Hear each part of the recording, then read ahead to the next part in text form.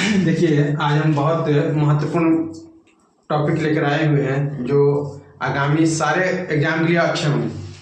देखिए, जैसा कि आप जानते हैं कि संसद के 3 अंग हैं, है ना, लोकसभा, राज्यसभा और राष्ट्रपति, जबकि संसद के 2 सदन हैं, ठीक है, लोकसभा, राज्यसभा। इसी तरह से भारत में चूंकि संसदीय सरकार है और सरकार के 3 अंग होते हैं, कार्यपालिका, विधायिका, न्यायपालिका।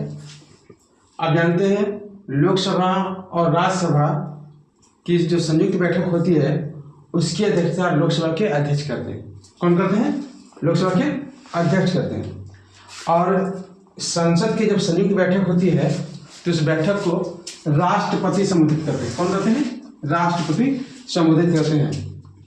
भारत में एक जीरो पीरियड होता है, जीरो आवर जिसको कहते हैं, शून्यकाल।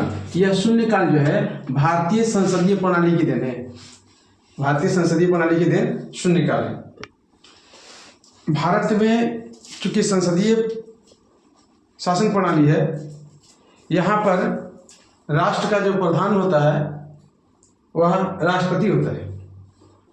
राष्ट्रपति पर महाभियोग लगाया जा सकता है, महाभियोग के द्वारा उसको हटाया जाता है। लेकिन सवाल यह आता है कि महाभियोग लाया कहाँ, किस देश के संविधान से लाया गया? तो महाभियोग जो है वो अमेरिका के संविधान से लिया गया था। हालांकि अभी तक भारत के किसी भी राष्ट्रपति पर महाभियोग नहीं लगाया गया है।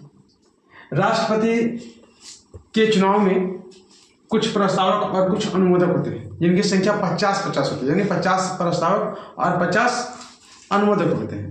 आप जानते होंगे कि जब राष्ट्रपति का चुनाव होता है उसमें लोकसभा, राज्यसभा और सभी विधानसभा के निर्वाचित सदस्य उसके मतदाता होते हैं, यानी निर्वाचक मंडल के सदस्य होते हैं, ठीक है।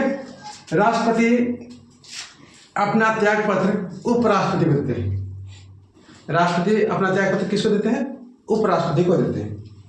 राज्यसभा चूंकि द्वितीय सदन है और राज्यसभा के सदस्यों का कार्यकाल 6 वर्ष का होता है, यह राज्यसभा की जो गठन है वो 3 अप्रैल 1952 को किया गया था, जबकि इसकी पहली बैठक 13 मई 1952 ईस्वी को हुई। आप यह भी जानते होंगे कि राज्यसभा के जो पदेन सभापति होते हैं वो उपराष्ट्रपति होते हैं। कौन होते हैं? उपराष्ट्रपति राज्यसभा के पदेन सभापति होते हैं, ठीक है ना। और उपराष्ट्रपति को जो वेतन मिलता है वह सभापति के रूप में मिलता है, ना कि उपराष्ट्रपति के रूप में मिलता है।